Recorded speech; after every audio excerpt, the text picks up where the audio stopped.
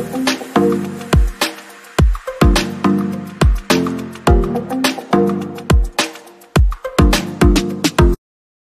friends, Green and Red Fishലേക്ക് എല്ലാവർക്കും സ്വാഗതം. ഇന്ന് നമ്മൾ 5 മിനിറ്റ് കൊണ്ട് ഒരു കപ്പലിന്റെ മസാലയാണ് ഉണ്ടാക്കാൻ പോകുന്നത്. പച്ചക്കപ്പലിന്റെയാണ് എടുത്തിട്ടുള്ളത്. ഇനി നമുക്ക് അതിൽ ചേർക്കേണ്ടുന്ന മസാലകൾ എന്തൊക്കെയാണെന്ന് പറയാം. മഞ്ഞൾപ്പൊടി, മുളകുപൊടി, പിന്നെ കറിവേപ്പില എടുത്തിട്ടുണ്ട്. കറിവേപ്പില വീട്ടിലുണ്ടെങ്കിൽ എടുത്താൽ മതി, അത് നിർബന്ധമില്ല. പിന്നെ കായമാണ്, പിന്നെ ആവശ്യത്തിന് ഉപ്പ്. ഇനി നമുക്ക് അതെല്ലാം കൂടെ ഒന്ന് മിക്സ് ചെയ്തെടുക്കണം. അതിനായിട്ട് ഇതേപോലുള്ള ഒരു ബൗൾ എടുത്തിട്ടുണ്ട്. ആ പച്ചക്കപ്പലിന്റെ ഞാൻ ഇട്ട് കൊടുക്കുകയാണ്. അതിലേക്ക് നമ്മൾ എടുത്തു വെച്ചിട്ടുള്ള മഞ്ഞൾപ്പൊടി, മുളകുപൊടി ആഡ് ചെയ്യാം.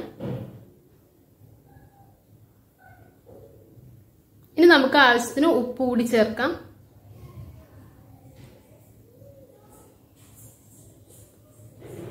പിന്നെ ഈ മസാല എല്ലാം നന്നായിട്ടൊന്ന് പിടിച്ചിരിക്കുന്നതിന് വേണ്ടി ഞാൻ അതിലേക്ക് കുറച്ച് വെള്ളം, ഒരു 3 സ്പൂൺ വെള്ളമേ ചേർക്കുന്നുള്ളൂ. നിറയെ എടുത്ത് ഒഴിക്കേണ്ട കാര്യമില്ല. ജസ്റ്റ് ഒന്ന് ഒട്ടിയിരിക്കാൻ വേണ്ടിയാണ് അത് ചെയ്യുന്നത്.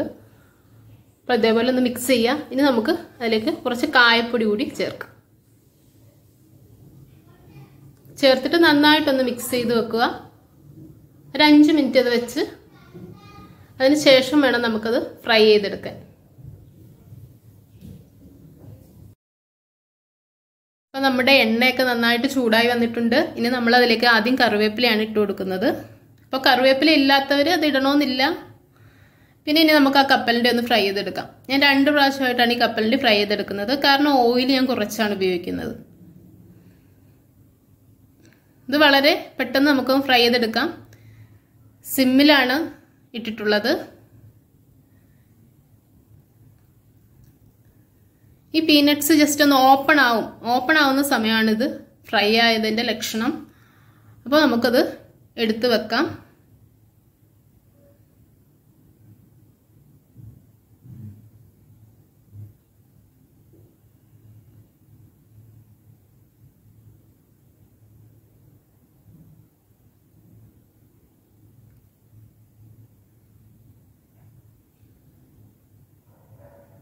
ഇപ്പം അതൊന്ന് ഓപ്പൺ ആയിട്ടുണ്ട്.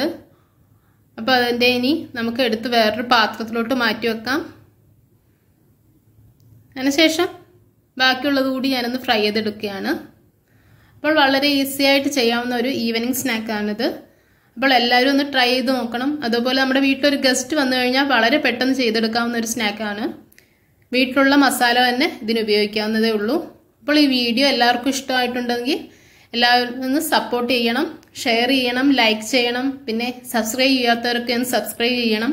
ഇതിനു മുമ്പ് ചെയ്തിട്ടുള്ള വീഡിയോയ്ക്കൊക്കെ കിട്ടിയിട്ടുള്ള അതേ സപ്പോർട്ട് തന്നെ ഇതിനും കിട്ടുമെന്ന് ഞാൻ കരുതുന്നു. അപ്പോൾ അടുത്തൊരു വീഡിയോയിൽ കാണുന്നവരെ എല്ലാവർക്കും എൻ്റെ താങ്ക്സ്. ബൈ.